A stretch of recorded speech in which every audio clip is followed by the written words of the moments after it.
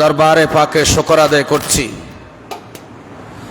আল্লাহ পাক আজ্জা ওয়া জালের দরবারে পাকে শুকর আদায় করছি, যিনি আমাদেরকে আজকের জুমার নামাজ আদায় করার লক্ষ্যে এজমা হয়ে একাট্টা হয়ে আমাদের ইবাদত বندگিতে শরীক এবং শামিল হওয়ার তৌফিক দিয়েছেন। আমরা সকলে জবান খুলে একবার বলি আলহামদুলিল্লাহ। আসুন আমি গুনাহগার আপনাদের খেদমতে সূরা তওবা থেকে ছোট্ট একখানা আয়াতে কারীমা এবং সূরা মুজাম্মিল থেকে আরেকটি আয়াতের অংশবিশেষ তেলাওয়াত করেছি। আমার আল্লাহ বলেন, ইন্নাল্লাহা ইশতারা মিনাল মুমিনিনা আনফুসাহুম ওয়া আমওয়ালাহুম বিআন্না লাহুমুল জান্নাহ রব্বুল আলামিন আহকামুল হাকিমিন। কুদরতের জবানে ইরশাদ করছেন, নিশ্চয় আমার আল্লাহ ইশতারা মিনাল মুমিনিনা আনফুসাহুম, আল্লাহ পাক বলেন নিশ্চয় আমি মুমিন তোমাদের সাথে আমার ব্যবসা, নিশ্চয়ই মুমিন তোমাদের জানকে আনফুসাহুম ওয়া আমওয়ালাহুম বিআন্না লাহুমুল জান্নাহ, জান্নাতের বিনিময়ে আমি আল্লাহ পাক আজ্জা ওয়া জাল তোমাদের ওয়া আমওয়ালাহুম তোমাদের মাল ওয়া আনফুসাহুম তোমাদের নফস তোমাদের জান আমি আল্লাহ পাক আজ্জা ওয়া জাল ক্রয় করে নিয়েছি। সুবহানাল্লাহ বলেন। আল্লাহ বলেন নিশ্চয় আমি মুমিনের ধন মন জান মাল আমি আল্লাহ পাক জান্নাতের বিনিময়ে ক্রয় করে নিয়েছি। আসুন তাহলে এই আয়াতে পাক এখানে আল্লাহ পাক আজ্জা ওয়া জাল মুমিনদের জান এবং মালকে জান্নাতের বিনিময়ে আল্লাহ পাক ক্রয় করে নিয়েছেন। আরে শুধু ক্রয় না, আমাদের জানের মালিক আল্লাহ, আমাদের মালের সম্পদের মালিক আল্লাহ, হায়াতের মালিক আল্লাহ, রিজিকের মালিক আল্লাহ। এরপর আল্লাহ পাক বলছেন সবার নয়, মুমিন যারা তাদের জান এবং মালকে আল্লাহ পাক বলেন জান্নাতের বিনিময়ে। কিসের বিনিময়ে? জান্নাতের বিনিময়ে আল্লাহ পাক আজ্জা ওয়া জাল ক্রয় করে নিয়েছেন। এই জন্য আল্লাহ পাক আজ্জা ওয়া জাল মুমিনদেরকে নির্দেশ করেছেন। আল্লাহ পাক বলেন ইন্না ইদ্দাতাশ শুহুরে ইনদাল্লাহি ইসনা আশারা শাহরান, আল্লাহ পাক বলেন নিশ্চয় আমি ইন্না ইদ্দাতাশ শুহুরি ইনদাল্লাহ ইসনা আশারা শাহরান, 12টি মাস আল্লাহ পাক আজ্জা ওয়া জাল আমাদের মুমিনদেরকে গণনা করার জন্য আল্লাহ পাক আজ্জা ওয়া জাল নির্ধারণ করেছেন। সেই 12টি মাস থেকে যে একটি মাস এখন যে আমরা শাবানুল মুআজ্জম ছাত, এরপর আসতেছে মাহে রমাদানুল মুবারক, এই 12টি মাস আল্লাহ পাক আজ্জা ওয়া জাল আমাদেরকে গণনা করার জন্য নির্ধারণ করেছেন। আসুন সেই 12টি মাসের মধ্যে কি রাত বলেন দিন বলেন আল্লাহ পাক আজ্জা ওয়া জাল আমাদেরকে নির্দেশ দিয়েছেন, কিছু আমল কিছু ইবাদত করার আল্লাহ পাক আমাদেরকে হুকুম করেছেন। যেমন আল্লাহ পাক বলেন ওয়া আকিমুস সালাহ, বান্দা তোমরা নামাজ পড়ো, ওয়া আকিমুস সালাহ তোমরা নামাজ প্রতিষ্ঠা করো, নামাজ আদায় করো, ওয়া আতুজ যাকাত তোমরা যাকাত প্রদান করো, ওয়া আকরাদুল্লাহ কারদান হাসানা, আল্লাহ পাক বলেন বান্দা তোমরা আমাকে করদে হাসানা দাও। সুবহানাল্লাহ বলেন। আচ্ছা আল্লাহর কি কর্জের দরকার আছে? আল্লাহ বলেন তার অর্থ এখানে হচ্ছে বান্দা তোমরা আমার পথে ব্যয় করো, ভালো পথে ব্যয় করো, ভালো কাজে ব্যয় করো। তোমাদের ভালো পথে যখন তোমরা ব্যয় করবা, তোমাদের ভালো পথের ব্যয়টা আমি আল্লাহ পাক আজ্জা ওয়া জালের কাছে কর্জে হাসানায় পরিণত হবে। সুবহানাল্লাহ বলে। অপর জায়গায় সূরা বাকারা শরীফ 2 নম্বর পারা, সূরা বাকারা 215 নম্বর আয়াতে কারিমার মধ্যে আমার আল্লাহ পাক আজ্জা ওয়া জাল বলেছেন, আল্লাহ পাক বলেন, ইয়াসআলুনাকা মাযা ইউনফিকুনা মা আনফাকতুম মিন খায়রিন ফালিল ওয়ালিদাইনি ওয়াল আকরাবিনা ওয়াল ইয়াতামা ওয়াল মাসাকিনি ওয়াবনাস সাবিল। আমার আল্লাহ বলেন 2 নম্বর পারায় সূরা বাকারা শরীফ 215 নম্বর আয়াতে বলেন, ইয়াসআলুনাকা, হাবিব নবী, আপনাকে দুনিয়ার মানুষ প্রশ্ন করবে, সওয়াল করবে, আপনি নবীর কাছে জানতে চাইবে, মাযা ইউনফিকুনা, মাযা ইউনফিকুনা, কোন কোন রাস্তায় ব্যয় করাটা ভালো হবে, কোন কোন রাস্তায় সম্পদ ব্যয় করা কল্যাণকর হবে, উত্তম হবে, এই ব্যাপারে নবী আপনি জিজ্ঞাসিত হবেন। আপনাকে পৃথিবীর মানুষ সওয়াল করে, প্রশ্ন করে জানতে চাইবে।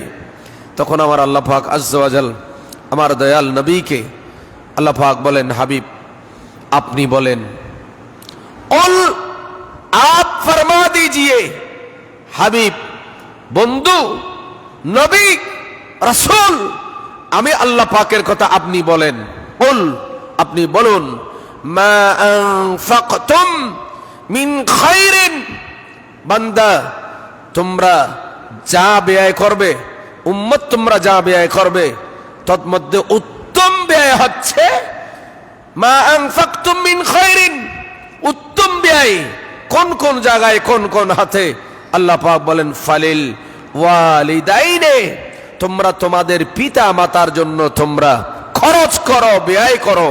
চিৎকার দিয়ে বলুন। এরপর বলছেন, ওয়াল আকরাবিন, পিতা মাতার সাথে যারা আছে তাদের জন্য তোমরা তোমাদের সম্পদ গুলাকে ব্যয় করো।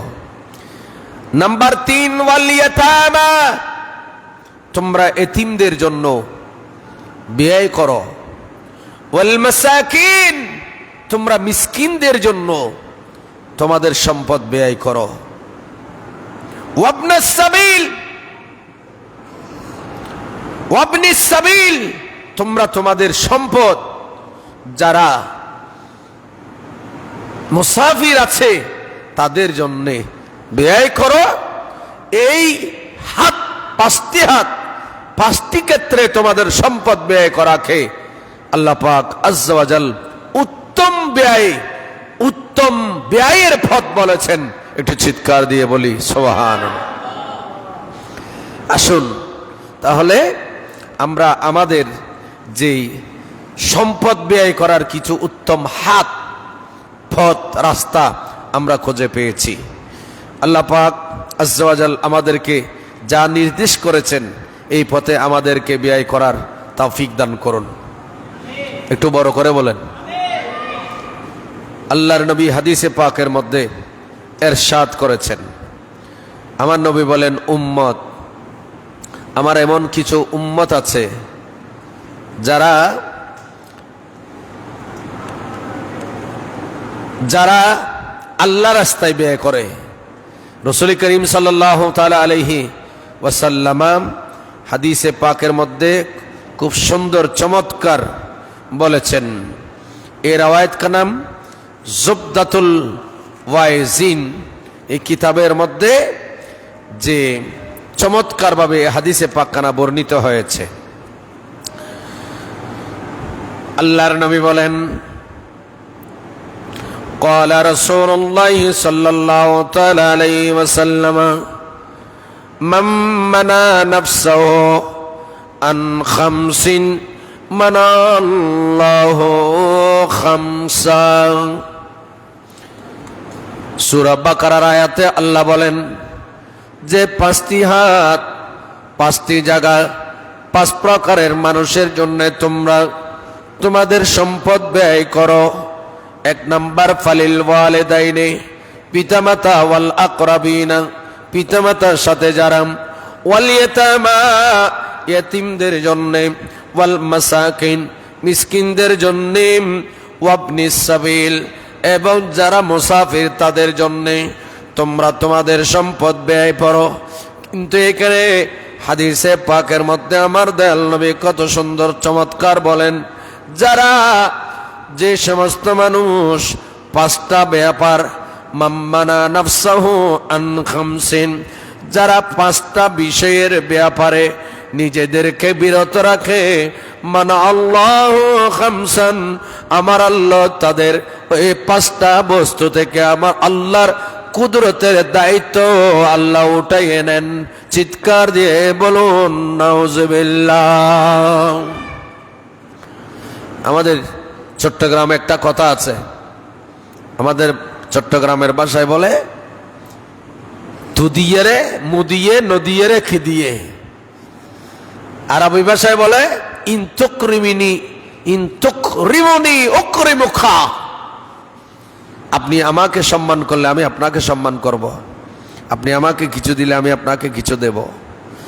আল্লাহ, আমার আল্লাহর নবী বলছেন, যারা মাম্মানা নাফসাহু, যারা নিজেদেরকে বিরত রাখে, আন খামসিন, পাঁচটি বিষয় থেকে, মানাল্লাহু আনহু খামসান, আমার আল্লাহ পাঁচটা বিষয় থেকে ওই বান্দাকে বিরত রাখে। এগুলা কি?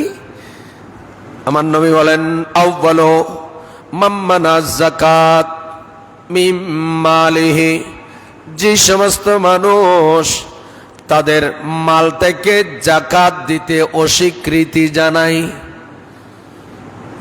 খুব মনোযোগ, যারা মাম্মানা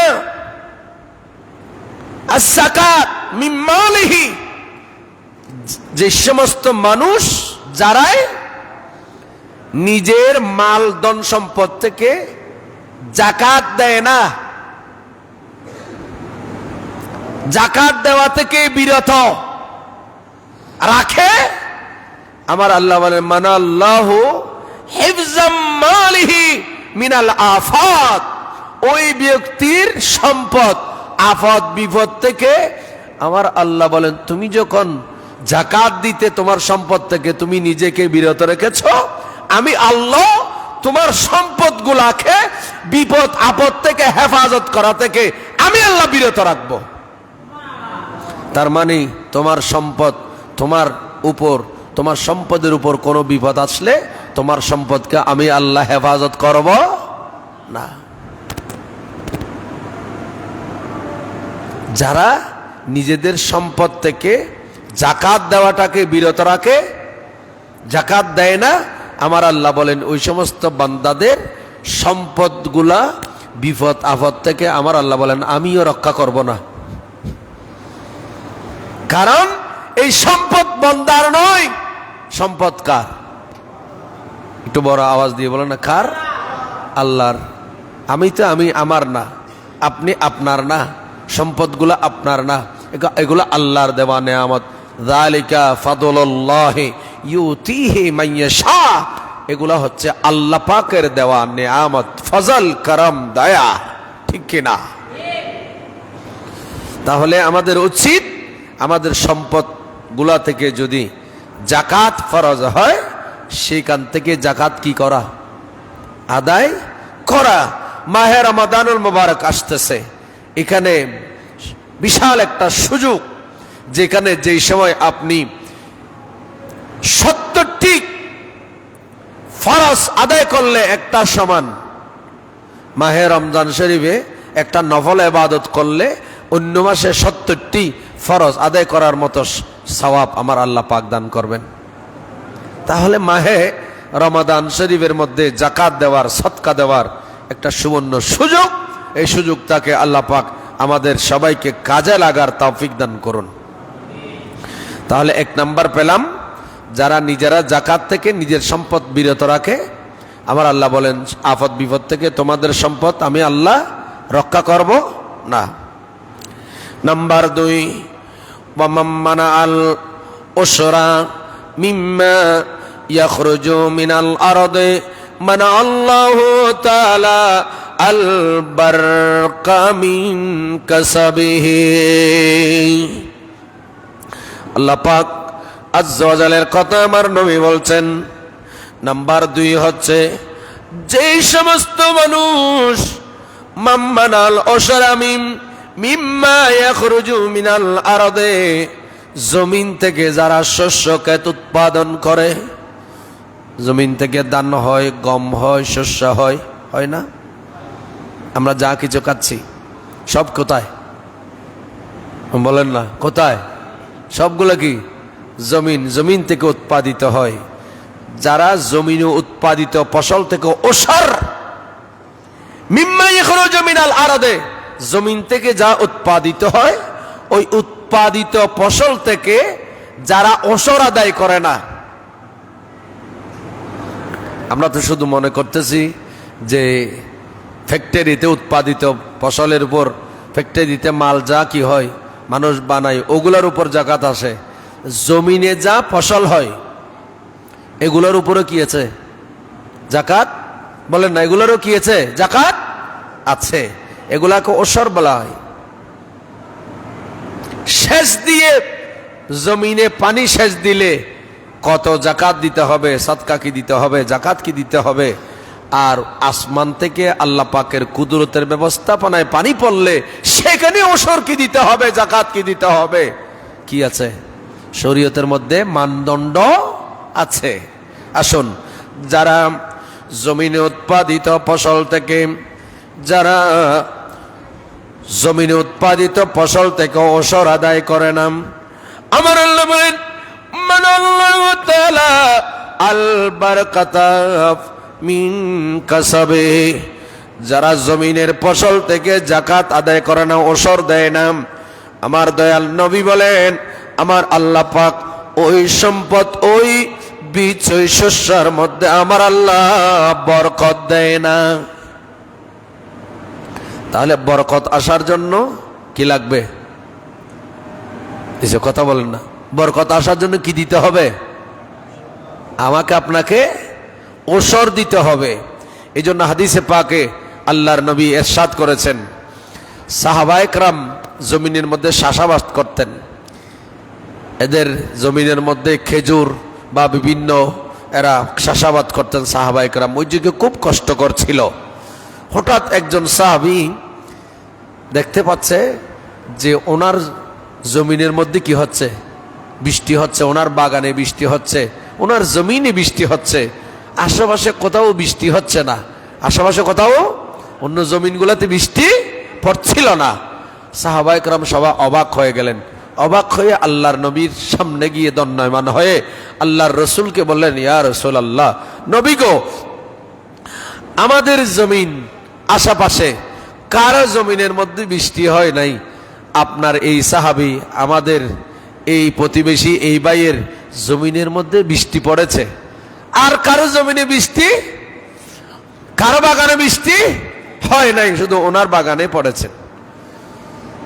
সাহাবায়ে কেরাম যখন এই কথা বললেন, আল্লাহর নবী সাহাবায়ে কেরামদেরকে বললেন, এদেরকে সাহাবায়ে কেরামদেরকে বললেন, এই সাহাবীরা শুনো, সাহাবায়ে কেরাম যে ওসর দেয় না তাই না, এটা আল্লাহ পাকের পক্ষ থেকে একটা পরীক্ষা। দেখেন, আমার নবী বলেন, সাহাবীরা আমার, তোমরা যারা তোমাদের জমিনে বাগানে বৃষ্টি হয় নাই, দেখো এই সাহাবীর বাগানে জমিনে বৃষ্টি কেন পড়েছে জানো? তার জমিন থেকে যা ওসর হয় উৎপাদিত ফসল, এই উৎপাদিত ফসলের মধ্যে থেকে সে ওসর আদায় করতেন, জাকাত আদায় করতেন, সদকা আদায় করতেন। জোরে বলুন।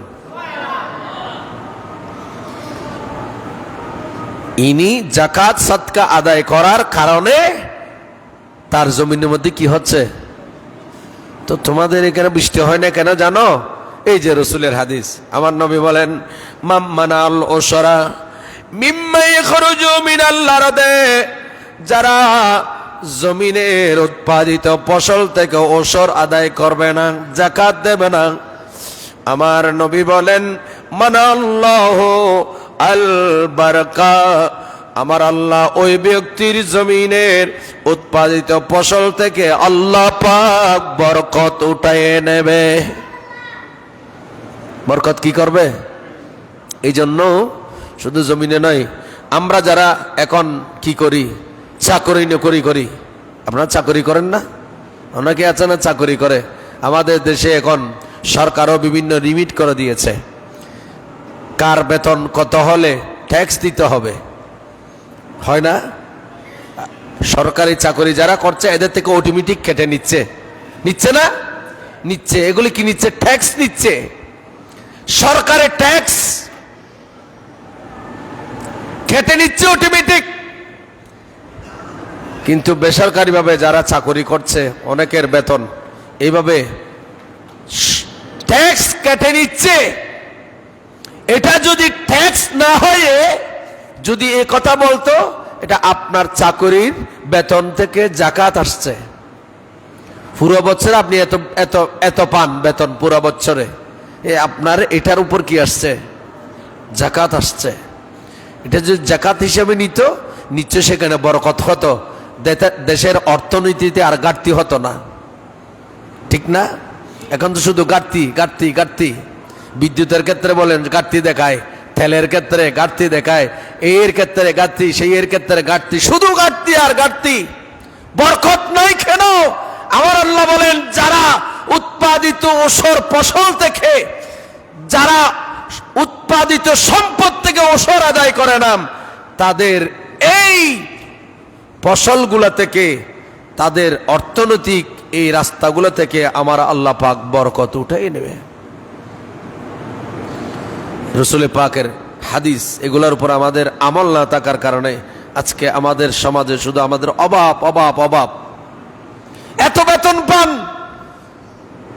লক্ষের কাছাকাছি, মাসের 20-25 তারিখ আসার পর বলছে টাকা নাই। কিরে, ঠিক না? আপনাদের কি কষ্ট হইতেছে? একটু কথা বলেন না আমার সাথে। এত কিছু বড় বরকত নাই, শুধু অভাব অভাব। কেন অভাব? এক নম্বরে আমাদের শুকর নাই। কি নাই? আমাদের শুকর থাকা উচিত। কি থাকা উচিত? আমাদের শুকর নাই। দ্বিতীয় নাম্বার, আমি যা রোজগার করতেছি সবগুলা আমার মনে করতেছি, এগুলো সব আমার নয়, সব আমার নয়। আর সব যদি আমার হতো, আপনি ওখানে আপনি একটা গরুর বাচ্চা, যে আমাদের দেশে আমরা দুধ খাই না, বলেন না আপনারা দুধ খান না? দুধ, এই দুধের গরুর এই যে মায়ের বাটের মধ্যে দুধ আসছে, এই দুধ গরুর বাচ্চা খায়। খারা খায়? গো বাচ্চা খায় না? গরুর বাচ্চা দুধ খায় না? আচ্ছা, গরুর বাচ্চা খাওয়ার পরও মাঝে মধ্যে গরুর বাচ্চাটাকে বেঁধে রেখে সে যেন খেতে না পারে, ওই দুধ গরুর বাচ্চা না খাইয়ে, গরুর বাচ্চাকে না দিয়ে সেখান থেকে দুধের বাট থেকে দুধ বের করে আমরা খাই। এমন কোন মানুষ আছে দুধ খায় না? শতকরা 80% মানুষ চা খায়। সেই গরুর দুধগুলো পাউডার করে হোক বা তরল হোক, এমন কোন মানুষ নাই খায়। তো একটা গরুর সেই শরীর থেকে দুধ বের হলে সেই দুধ গাভীও খায়, আমিও যদি খেতে পারি, তো আমার আপনার অর্জিত সম্পদ থেকে, শুধু আমার আপনার না, সেখানে গরিব, ফকির, মিসকিন, আত্মীয় স্বজন, পাড়া প্রতিবেশী, দেশের মানুষ, আত্মীয় স্বজন, সবার হক সেখানে আছে। কিন্তু আমরা সব নিজে খাই, নিজে খাওয়ার জন্য বসে থাকি। এজন্য আল্লাহ বলেন, বান্দা দম রাখো, তোমার এই সম্পদগুলা থেকে আমি কি বরকত উঠে নেব। আল্লাহ বলেন, মানা আল্লাহ, রাসূল বলেছেন হাদিসে পাকে, আল্লাহ পাকের কথা, মানা আল্লাহ বারকাতান ফি কাসবিহি, তোমার অর্জিত সম্পদ থেকে, তোমার অর্জিত টাকা পয়সা ধন সম্পদ থেকে আমার আল্লাহ বরকত উঠাই নেবে, যদি তুমি যাকাত আদায় করতে অস্বীকৃতি আদায় করো। তো এটা বাদ দেন না। মাঝে মধ্যে কিছু সায়েল ভিক্ষুক আছে, মাঝে মধ্যে এই শুক্রবার জুমার দিন মসজিদে, এই যে মসজিদে আমরা প্রতি সপ্তাহে 10টা টাকা 20টা টাকা, যার সামর্থ্য যেরকম আছে, কারো 50 টাকা, কারো 20 টাকা, কারো 30 টাকা আমরা দিতে পারি না? সেখানেও নাই, যাকাতও নাই, দিন ধর্মের জন্য নাই। তো অভাব না হয়ে কি থাকবে? সব সময় অভাব থাকবে। আল্লাহ বলতেছেন বরকত উঠেই নেব আমি দেখতেছি, শুধু সূক্ষ্ম ব্যাপারে দেখতেছি, এলাকায় পুরো দেশে নয়, দেশে বিদেশে একেবারে কম টাকার মধ্যে দিন ধর্মের খেদমত করে মসজিদের ইমাম, খতিব, মুয়াজ্জিন। বলেন না, ঠিক না? এদের গুলার মধ্যে কয় টাকা মসজিদের ইমামের বেতন? মুয়াজ্জিনের বেতন কত? একজন খতিবের বেতন কত? কিন্তু দেখেন আল্লাহর রহমতে এরা যা পায় ওগুলোতে বরকত আছে, আছে না? শুকর আছে, সবর আছে। আমাদের কাছে শুকরও নাই, সবরও নাই। ভালো কাজে বরকত আছে। নাম্বার 3, আল্লাহর নবী বলেন মাম্মানা সাদকা মানা আল্লাহু আনহুল আফিয়া।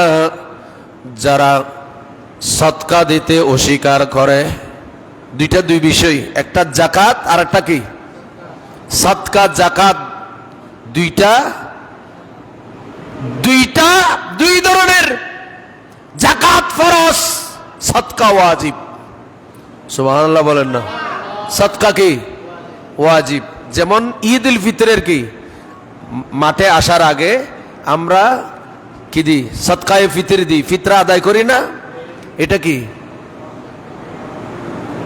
আল্লাহ পাক আমাদেরকে বুঝার তৌফিক দান করুন। আর একটু জোরে বললেন সদকা। একটা যাকাত আর একটা সদকা। দয়াল নবী বলছেন যারা সদকা দিতে অস্বীকার করে, মানাল্লাহু আনহুল আফিয়া, আমার আল্লাহ, আমার দয়াল নবী বলছেন আমি তাকে আফত বিপদ থেকে নিরাপদ রাখবো না। যে সদকা দে, দয়াল নবী বলছেন আমার আল্লাহ তার জান মালকে বিভিন্ন আফত বিপদ থেকে আমার আল্লাহ পাক বারণ করেন, আল্লাহ পাক হেফাজত করেন। জোরে বলুন। যেমন আমরা দেখতে পাচ্ছি হযরতে সাইয়েদনা ঈসা আলাইহিস সালাতু ওয়াস সালাম, ওনার জামানায় হযরতে সুলাইমান আলাইহিস সালাতু ওয়াস সালাম, ওনার জামানায় আল্লাহর একজন বান্দা দুপি ছিলেন। দুপি চিনেন? আমাদের সিটাঙ্গা ভাষায়, সিটাঙ্গা দোয়াইয়ে দুপি। কাপড় চোপড় কি করে? এখন তার কাপড় চোপড় দৌত করতে হয় না, মাশাআল্লাহ, উন্নত মানের মেশিন এসে গেছে। আগের যুগে খুব কষ্ট করে কি কাপড়গুলা দৌত করতেন। এরকম একজন দুপি কাপড় চোপড় দৌত করে সে তার সংসার চালায়। কাপড়গুলো দৌত করতে হয় ওই যে পাহাড়ের উপত্যকায় যে ঝর্ণার পানি, উষের পানি, সেখানে গিয়ে সে যে মানুষের কাপড় চোপড়গুলো ধুইয়ে শুকিয়ে দিত, তারপর দোকান থেকে মানুষকে কি করতেন, উনি ডেলিভারি দিতেন। এই বান্দা, এই আল্লাহর বান্দা একটু কিপটা ধরনের ছিল, কিপটা, একেবারে কমজোস মুসি।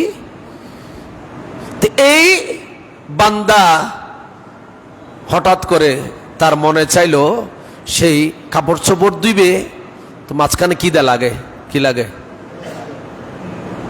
খদন বেশি মিন্নত। কাপড় ধোয়া সবচাইতে বেশি কষ্টকর। আমরা এখনো চেষ্টা করি আমাদের নিজের কাপড়গুলো নিজে ধোয়ার জন্য, ধৌত করার জন্য। গতকালকে আমি আমার নিজের কাপড় নিজে ধুইছি।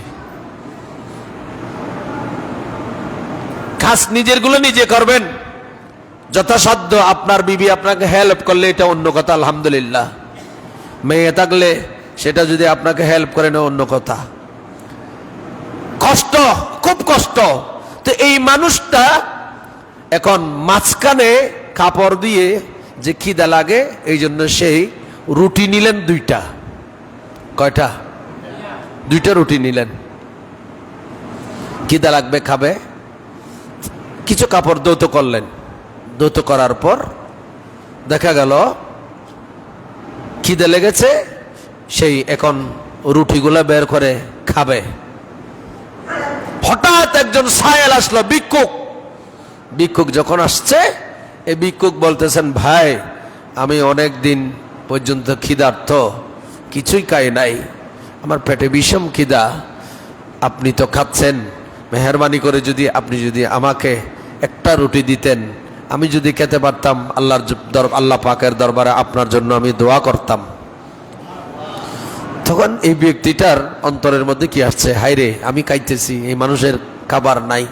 তখন ইনি ওনার দুইটা রুটি থেকে একটা রুটি ইনি এই সায়েল ভিক্ষুককে দিয়ে দিলেন। কাকে দিয়ে দিলেন? ভিক্ষুককে, সায়েলকে। ভিক্ষুককে যখন দিয়ে দিলেন, এখন এই ভিক্ষুক খেলো। খাওয়ার পর আল্লাহর দরবার দোয়া করতেছেন, আল্লাহ এই মানুষটা আমাকে যে একটা রুটি খাওয়ালো, সে একটা খেলো, আমাকে একটা দিল, আল্লাহ তুমি এই বান্দাটাকে তোমার আপদ বিপদ থেকে, এখানে অনেক বিপদ আপদ হতে পারে, আল্লাহ পাক তুমি এই বান্দাকে তোমার কুদরতের হাতে আল্লাহ তুমি হেফাজত করো। দোয়া করে কে চলে গেলেন। দোয়া, অনেক সময় দোয়া আমরা হাত তুলে করি। হাত তুলে দোয়া এটা দেখানোর জন্য, আসল দোয়া হচ্ছে কোথায়? অন্তরে। হাত তুলে এটা দোয়া হয় না, শুকর হয়েছে। আমরা খেয়ে শুকর করতে হবে, যার খেয়েছি তার জন্য দোয়া করতে হবে। খেয়েছি, খাওয়ার কারণে শুকর কার? বলেন না কার? খেয়েছি, পেয়েছি, শুকর করতে হবে আল্লাহ পাকের। আর যিনি দিয়েছেন তার জন্য কি করতে হবে? দোয়া করতে হবে। তো এই বান্দা শুকরও করলেন, দোয়া করলেন, চলে গেলেন। এই দুপি সে কাপড় চোপড় ধুয়ে এখন কি করলেন, আবার নিচে নামলেন, খেয়ে দিয়ে কাপড় ধুইতেছে। ধুইয়ে তারপর কাপড়গুলো উঠেছেন। হঠাৎ করে দেখা গেল ওই কাপড়ের ভেতর, যে কাপড় ধৌত করে রেখেছে, ওই কাপড়ের ভেতর বিষাক্ত একটা সাপ, একেবারে এমন বিষধর সাপ, আক্রমণ করলে মারা যাবে এই সাপ এখন তার কাপড়ের ভেতর। কিন্তু তাকে এই সাপ ছবল মারা নাই, তাকে এই সাপ দংশন করে নাই।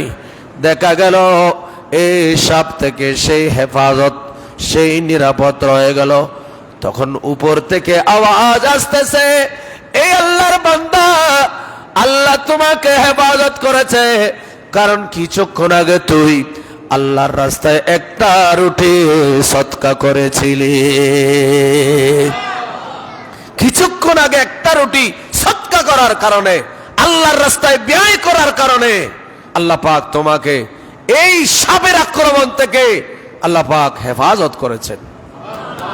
তাহলে এ আল্লাহর রসুল যেটা বলেছেন যে 5টা বিষয় যেখান থেকে আমার আল্লাহ পাক হেফাজত করবে না বান্দাকে, যে এই 3 নাম্বার হচ্ছে যারা সদকা দেয় না, আমার নবী বলছেন আমার আল্লাহ পাক তাদের কে বিপদ আপদ থেকে হেফাজত করবে না।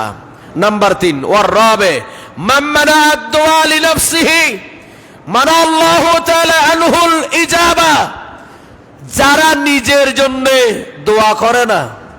কার জন্য? বলেন না। অপর হাদিসে আছে, এই হাদিসের ব্যাখ্যা অপর হাদিসে আছে, আল্লাহর নবী বলেছেন, উম্মত তোমরা যখন দোয়া করবা তখন আগে নিজের জন্য করবা না, আগে অন্যদের জন্য করবা, পরে তোমার জন্য করবা। পরে আগে অন্যদের জন্য করবেন।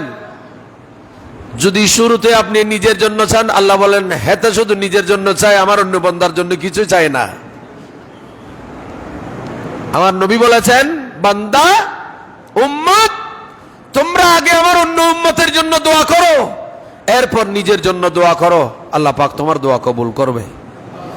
দয়াল নবী এখানে বলতেছেন 4 নম্বরে, মাম্মানা আদ-দুআ লিনাফসিহি, যারা নিজের জন্য দোয়া করে না অথবা নিজেকে দোয়া থেকে বিরত রাখে।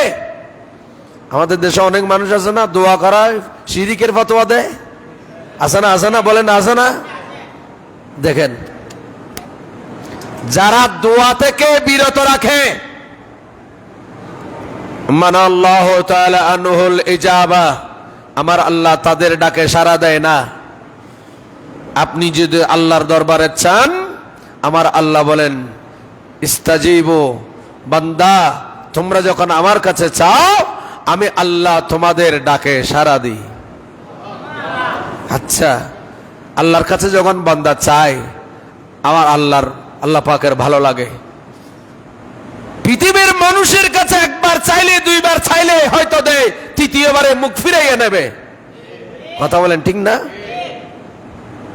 একবার, দুইবার, তিনবার, কিরে ভাই তুমি 2-3 দিন পর্যন্ত আমার কাছে চাইলে আমি 2-3 বার তোমার আমার যা তৌফিক তা দিলাম, কিন্তু বারবার তুমি আমার কাছে চাইতেছো, এক সময় সে কি বিরক্ত হবে, মুখ ফিরাইয়া নেবে।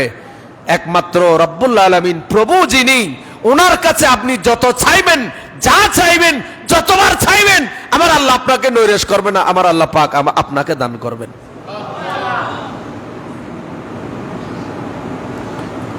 আল্লাহ চায় বান্দা আমার কাছে চাইতেছে কিনা।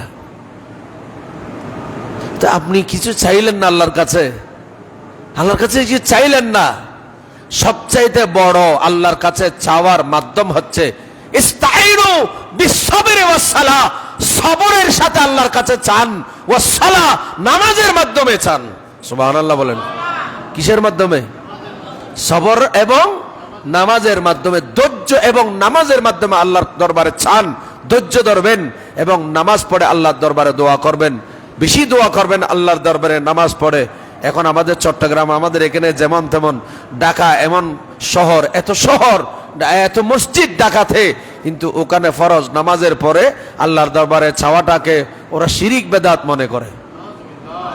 অথচ আল্লাহ কোরআনের মধ্যে বলেছেন ইস্তাইনু বিসসবরি ওয়াসসালাহ, বান্দা তোমরা ধৈর্য এবং নামাজের মাধ্যমে আমার কাছে কি চাও, প্রার্থনা করো।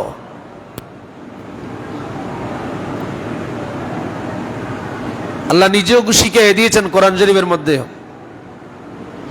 আমার আল্লাহ বলেন উদু, তোমরা দোয়া করো, ইস্তাজিবু লাকুম, তোমরা একে অপরের জন্য দোয়া করো, তোমাদের দোয়াতে আমি আল্লাহ সাড়া দেব। আসুন, সময় আমার কাছে আর নাই, একেবারে সংক্ষেপ। 5 নাম্বার হাদিসে পাকের 5 নাম্বার কথা হচ্ছে ওয়াল খামিস মানাল হুদুরা মাল জামা, যারা জামাতে নামাজ পড়া থেকে নিজেকে বিরত রাখে। খুব মনোযোগ, জামাতে কি পড়া? আপনারা শুনতেছেন? একটু কথাবার্তা বলেন না আমার সাথে, আমি তো মনে করতেছি আপনারা পাথর হয়ে গেছেন একটু। যারা জামাতে নামাজ পড়া থেকে নিজেকে কি রাখে? বিরত রাখে।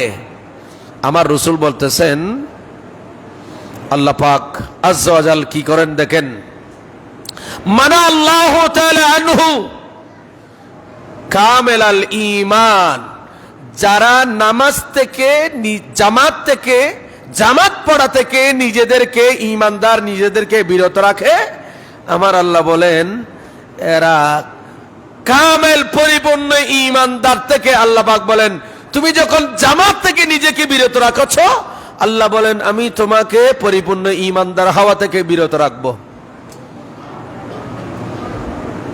তাহলে জামাতে নামাজ পড়লে ঈমানের পরিপূর্ণতা পাওয়া, বলেন না, ঈমানের পরিপূর্ণতা পাওয়া যায়। আল্লাহ পাক আমাদের সবাইকে কবুল করুন, আমিন। আর একটু বড় করে বলুন। তাহলে এখন যে সামনে রওজা আসতেছে, রমজান আসতেছে, প্রস্তুতি গ্রহণ করবেন, সাদকা, খায়রাত, আমল, এগুলার জন্য আল্লাহ পাক আমাদের সবাইকে যে সামনের দিনগুলাতে, ভবিষ্যতে আমাদের হায়াতগুলা যেন আল্লাহ পাক সুন্দর এবং শান্তিতে আমাদেরকে রাখেন।